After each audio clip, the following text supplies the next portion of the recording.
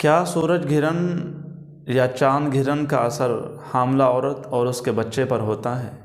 دیکھیں، ایسا کچھ بھی نہیں ہے۔ یہ لوگوں کی بنائی ہوئی باتیں ہیں اور لوگوں کے خرافاتیں ہیں۔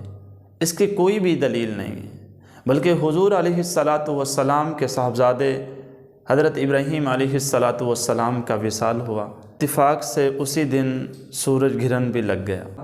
عربوں کے دلوں میں زمانہ جاہلیت سے یہ عقیدہ بنا ہوا تھا، یہ عقیدہ جمع ہوا تھا کہ کسی بڑے آدمی کی موت کی وجہ سے چاند گرہن اور سورج گرہن لگتا ہے۔ چنانچہ حضرت ابراہیم علیہ السلام کا جو وصال ہوا ہے، اس کی وجہ سے یہ چاند گرہن اور سورج گرہن لگا ہے۔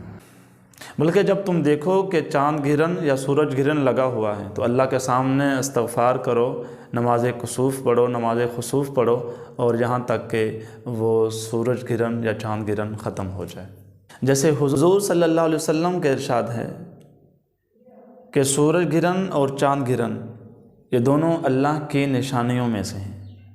کسی کے مرنے اور کسی کے جینے سے یہ سورج گرہن اور چاند گرہن نہیں لگتا، بلکہ جو کرنے کے کام ہیں وہ یہ ہیں، جب سورج گرہن لگے یا چاند گرہن لگے تو ہمیں نماز خسوف کا اہتمام کرنا چاہیے، نماز خسوف کا اہتمام کرنا چاہیے، ہمیں ذکر الہی کا اہتمام کرنا چاہیے، ہمیں استغفار کرنے چاہیے، ہمیں ذکر کثرت سے کرنے چاہیے، اور انہوں نمازوں میں اذان اور اقامت نہیں ہے۔